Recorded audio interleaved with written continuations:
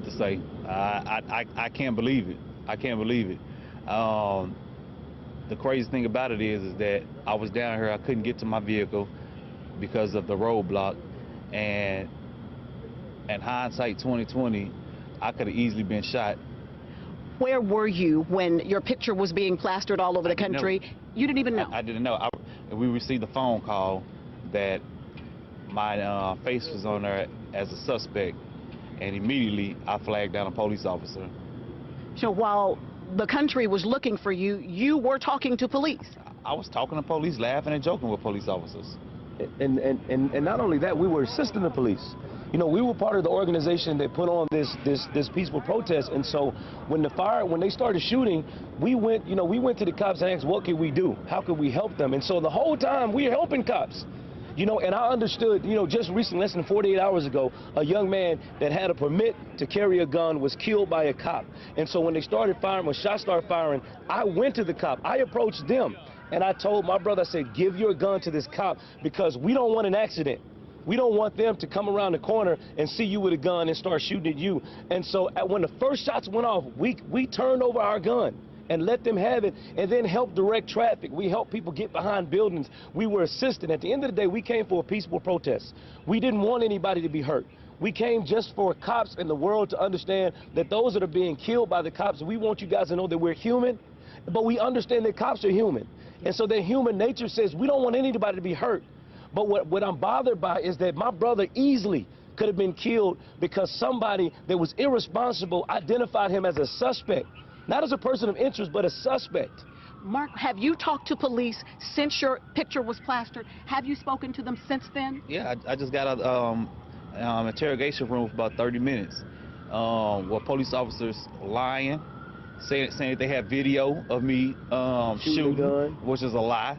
Saying that they have witnesses saying that I shot a gun, which is a lie. So I mean, at the end of the day, it's the system. The system was trying to get me.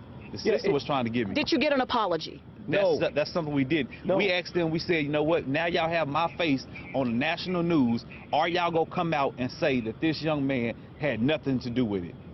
What's your concern now going forward? I mean, like my brother said, he's been getting death threats. I haven't even got on my social media. I don't know what's going on. All I know at the end of the day is that I was unjust. It was a lot of unjust going on. It was persecution on me. Unrightly, and I feel that they need to do something about that. I'm not satisfied with an apology. Are you concerned about your safety? Absolutely. Right now? Absolutely, absolutely. No question. That's why I'm in this. You changed clothes. I didn't wear this out here tonight. No, you changed clothes. No, they confiscated his clothes. Confiscated my clothes. They confiscated his clothes and his gun. Rifle. And then when they got us in the interrogation room, so you got to understand, I was the one that approached the cops initially and said, let me let the world know that he didn't do it. And when we got to the cops, everything turned on me, where it was like they was interrogating us, like asking me, Corey, did you shoot somebody? Do you ever want to shoot cops? And I'm like, whoa, where's this coming from?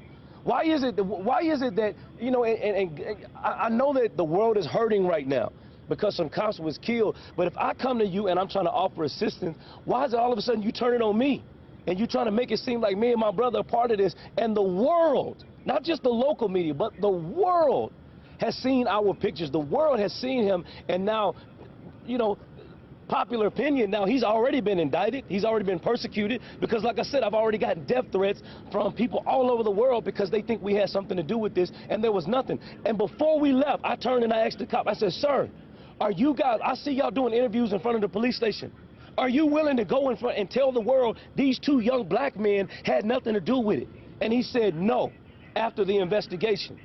And I said, so you know, God forbid, but you got 4 dead cops out there, and you may have 2 dead civilians because people think we had something to do with it, and why are you guys not willing to protect us and clear our name? And they nonchalantly had nothing to say about it. What will you all do now? Do you think you need to leave Dallas? Where can you go and be safe? And, you know, at the end of the day, I'm not leaving Dallas. Not gonna tuck my tail. I'm still gonna protest. I'm still gonna be who I am. I'm not afraid. I'm not afraid.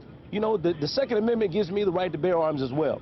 So if I get death threats and they come to my house, then you guys may be at my house. Simple as that. I'm going to protect mine and protect my family. That's why I flagged down the cops in the news, because I wanted to protect my brother. Because the first thing I can think about is them seeing him and not asking questions, but shooting first. And that was my main concern. Could you have, in any stretch of the imagination, thought that your rally, what you did to call attention to issues in other parts of the country, would end the way that it did in Dallas tonight? You know, I'm so overwhelmed with emotion right now. I'm trying to be strong right now for my family that I know that's watching, but I'm crying on the inside because we simply came to be a voice to those that don't have a voice, and we went from being a voice to being suspects and being villains. And my question is why? You said it. The most wanted man in America. How do we go from protesting to being the most? That doesn't make sense to me. But do you think I overstated it, or do you think that's the situation? I mean, I haven't been on social media yet. I just left the police station, so I don't know what's really out there. But for you to say that, my brother said that I'm all over the news and social media, when you say it like that, it's like, wow, that's crazy. So what did police say when they released you? Thank you for coming in. We'll talk to you later. What? No, when they released me, they handcuffed me again. For what? Because I asked them, I said, where's my shirt?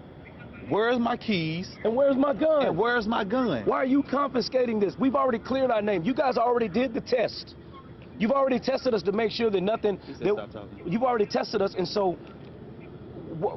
what's next? What's next? What's next?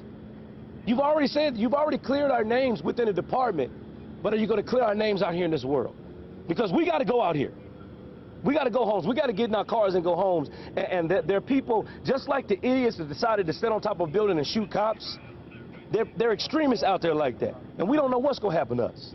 All right, Corey and Marcuse, thank you so much for talking to us this morning and for allowing us to do what we can to share your side of this story. We wish you both well. Thank you so very much.